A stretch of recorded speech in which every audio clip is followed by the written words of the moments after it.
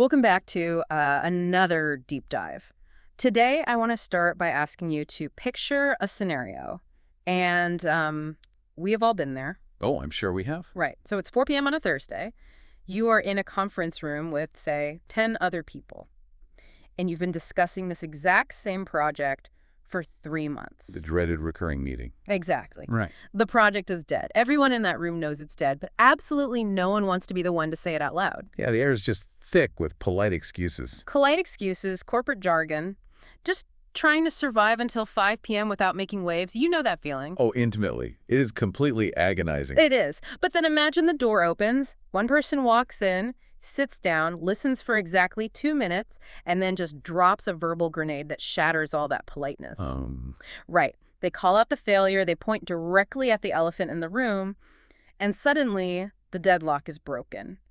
It's terrifying, but things are actually moving again. And half the room absolutely hates them for ruining the vibe, while the other half is, secretly sending up a prayer of thanks that somebody finally said it. Yes. Well, today, we are profiling that exact person.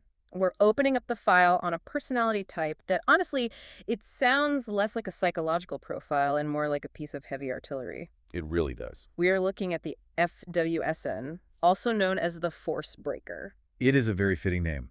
And to really understand them, we have to look at our source material for this deep dive. We're pulling this from the Max Energy ME80 personality system. Right. And we should probably set the stage on what ME80 actually is first. Because usually when you take a personality test, you get a result like, you're an introvert or you're a thinker. Generalized bucket. Exactly. But this system, it feels completely different. It is different. The ME80 system isn't really just about your preferences or your quirks. It's about your energy. Energy. Yeah, it views human behavior almost like a wiring diagram. It maps out exactly how you intake, process, and release energy. Okay, I like that.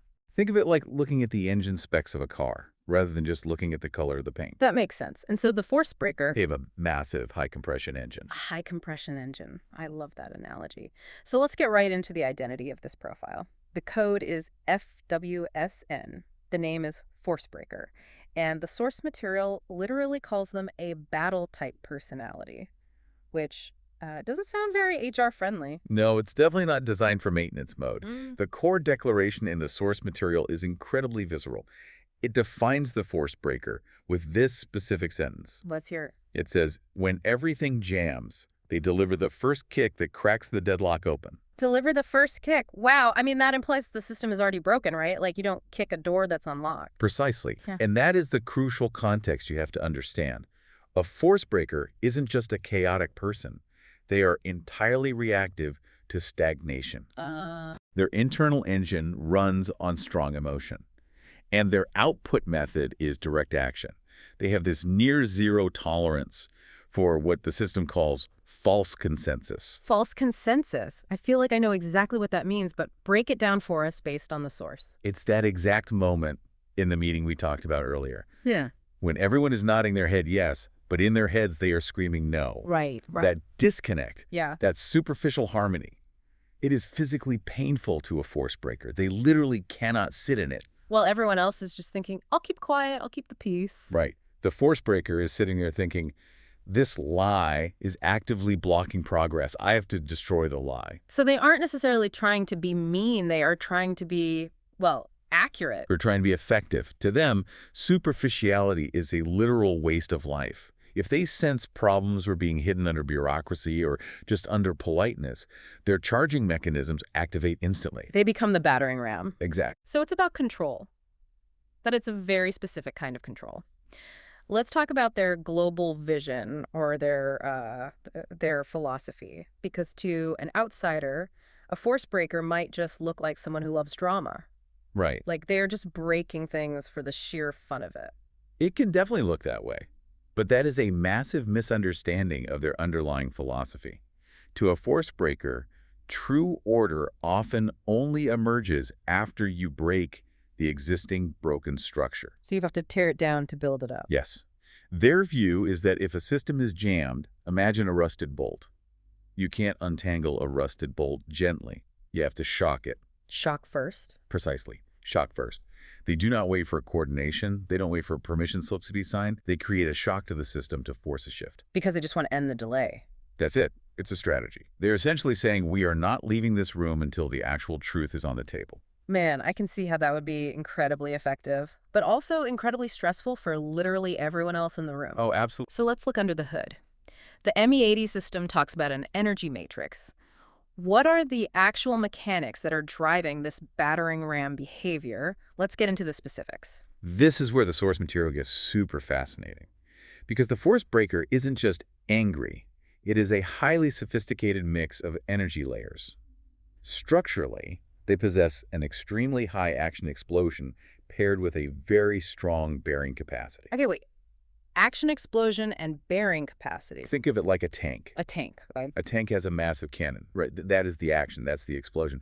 But it also has this incredibly heavy reinforced chassis to handle the recoil of its own cannon. That makes total sense. If it didn't have the chassis, the tank would blow itself apart. Exactly. Okay, let's break down those layers then. The ME80 report lists IP, IQ, EQ, and manifestation.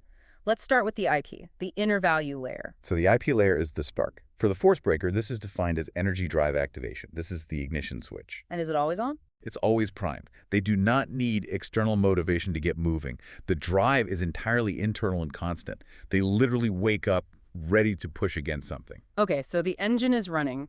The IP is the spark. What about the IQ layer? Because usually we just think of IQ as, book smarts or intelligence.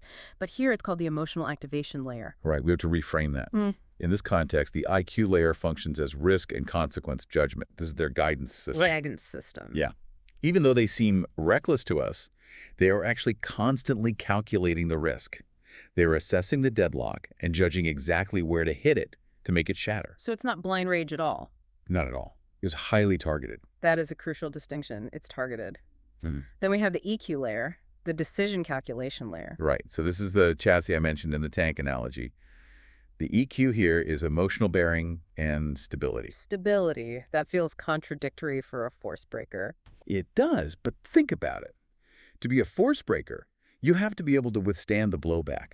If you kick down a door in a meeting, you have to be able to just stand there when people start yelling at you. Oh, wow. Yeah. You can't just run away after you drop the grenade. Exactly. Yeah. This layer gives them the stability to endure the conflict they just created. They do not crumble under pressure. They thrive in it. Okay. And finally, the manifestation layer, which is what we actually see on the outside, right? Yes. The manifestation layer is defined as energy released outward. It is the impact. It's the action. It's the visible, undeniable change in the room. So it's the cannon firing. Yes. Yeah. For the force breaker, there is very little gap between feeling and doing. The energy travels from that IP spark through the IQ judgment and the EQ stability layers, and then it explodes outward almost instantly. I really want to dig deeper into that feeling to doing connection. We need to do a deep analysis of their inner traits based on this report. The source material has this really fascinating concept. It calls it emotion as action energy essence. This is perhaps the most misunderstood part of the force breaker. Because most people think anger is a loss of control. Sure. Like, we tell children to calm down when they get mad, right? We do. But for the force breaker, anger is not a loss of control at all. It is a functional signal. A functional signal. Like an alarm. Like the check engine light on your dashboard. Or maybe even better, like a missile lock tone. A missile lock tone. Yes. Anger is the signal that activates change for them. When their emotions rise, they don't get confused or overwhelmed. They actually become exceptionally clear-headed. Wait, really? So while everyone else is getting flustered... Shutting down completely because the boss is yelling. Right. The force breaker is actually thinking more clearly. Exactly. They rapidly lock onto the true bottleneck. They see the reality of the situation. They see that the surface harmony, everyone's smiling, being polite. They see that as delay tactic. It's fake. And they hate fake. They despise it. To them, the only thing that proves the problem is actually solved is action. So they choose to basically pry at these rigid structures themselves. They don't wait for someone else to loosen the jar lid. No, they smash the jar if they have to.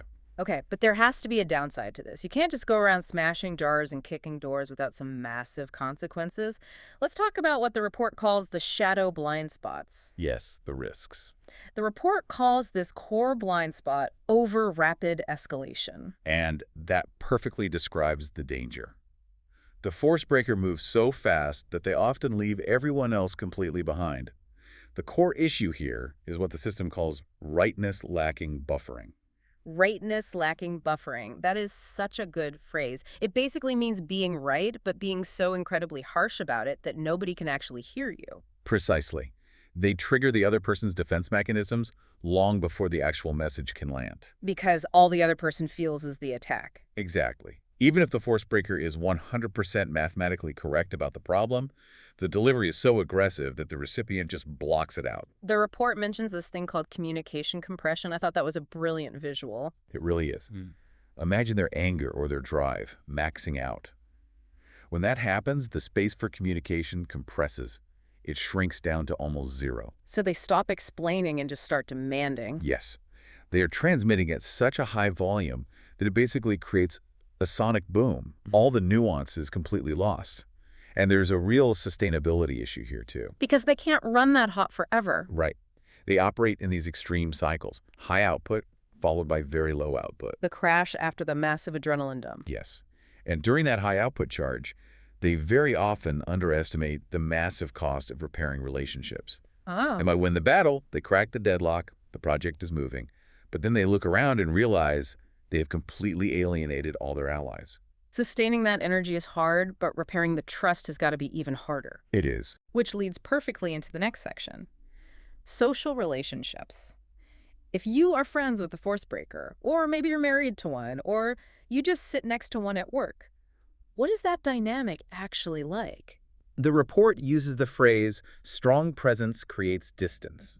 It is a total paradox. They are the ones who dare to step forward, which people really admire. Sure. But that exact same intensity creates this invisible keep-out zone around them. The report uses an amazing analogy. It says interacting with them is like standing near a minefield. A minefield. Ooh, that is intense. But think about it. You know the mines are there. You respect the incredible power of the field. You might even be really glad that the minefield is protecting your perimeter from the enemy. But you definitely don't go having a picnic in the middle of it. Exactly. You keep your distance. That is so descriptive. It's this strange mix of admiration and fear. The report calls it a reverence-tinged wariness. People deeply admire their courage. They love that the force breaker will speak plainly and say the thing that nobody else will say. But they worry about the shrapnel. Yes. Emotion spillover. They are afraid that if they get too close, they might catch some of that collateral damage when the force breaker inevitably explodes at a problem. So what happens to the force breaker?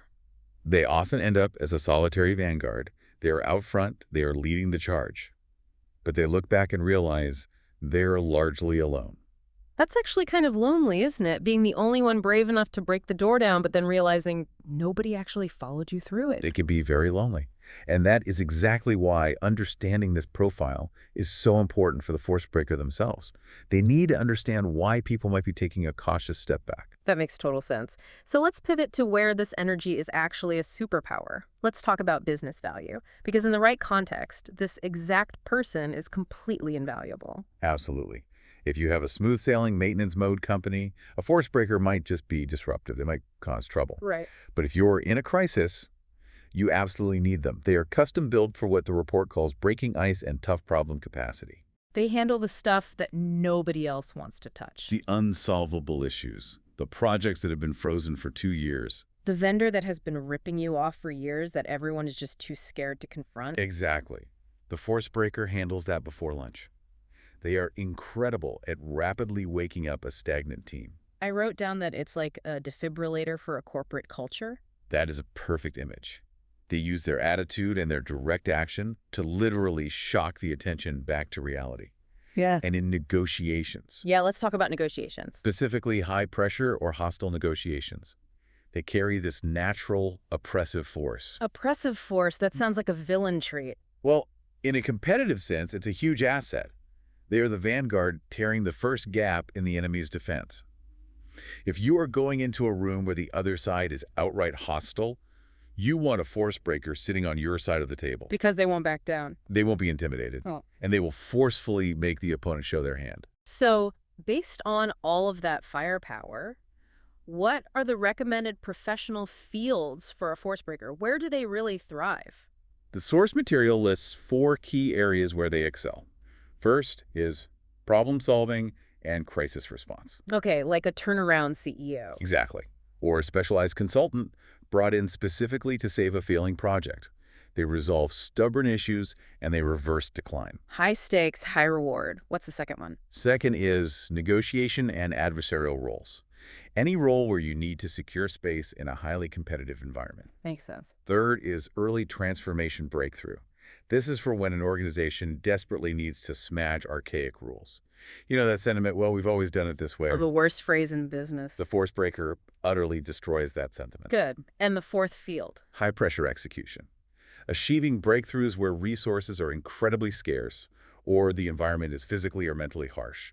So like field operations, emergency logistics. Startup environments where you literally have to build the plane while you're flying it. It really seems like the common thread here is resistance. If there is resistance, the force breaker is happy. Yes. But if everything is easy, they might get bored or even destructive. They need a wall to push against. If there is no wall, they might accidentally knock down a load-bearing pillar just to see what happens. Just to keep the engine running. Wow. So we've covered the identity, the engine matrix, the social aspect, and the career paths. But what is the ultimate lesson here? If I am a force breaker listening to this, or I work closely with one, what is the big takeaway? The growth path for a force breaker is honestly fascinating. Because it is not about becoming softer. Right. It's not about changing their core nature. It is about control. It's summarized beautifully in what the report calls the golden sentence. Okay, lay the golden sentence on us. Let's hear it. The Max Energy report says, when force breakers learn to sheathe their blades after charging, letting anger become a launch engine rather than perpetual fuel, their collision transforms into sustainable change. Sheathe their blades after charging. That is incredibly powerful. That is the whole key to their evolution. You kick the door open. Yeah. That is your job. You're good at it.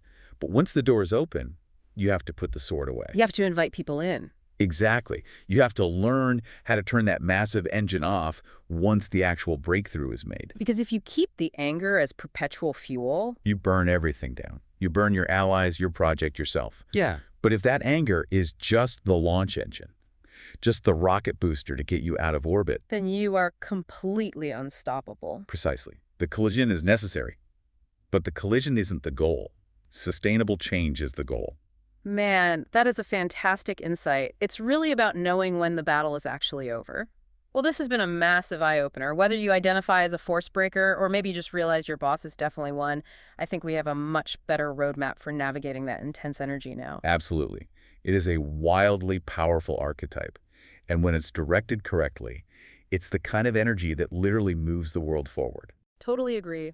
We want to remind our listeners that this deep dive analysis comes directly from the Max Energy ME80 personality assessment. It is a really fascinating system. It really is. It gives such a different perspective. And if you want to understand your own energy matrix, or if you want to learn more about the other profiles out there, you can visit their official website at www.maxenergylife.com. Or if you're on social media, you can search for Max Energy Ashi or Metanergy Nushi on Facebook to find their community and a ton of more resources. It is definitely worth checking out. Highly recommend it. Thank you all so much for joining us on this deep dive into the force breaker. Go out there, break some deadlocks, but remember, sheathe the blade when you're done. We will see you next time.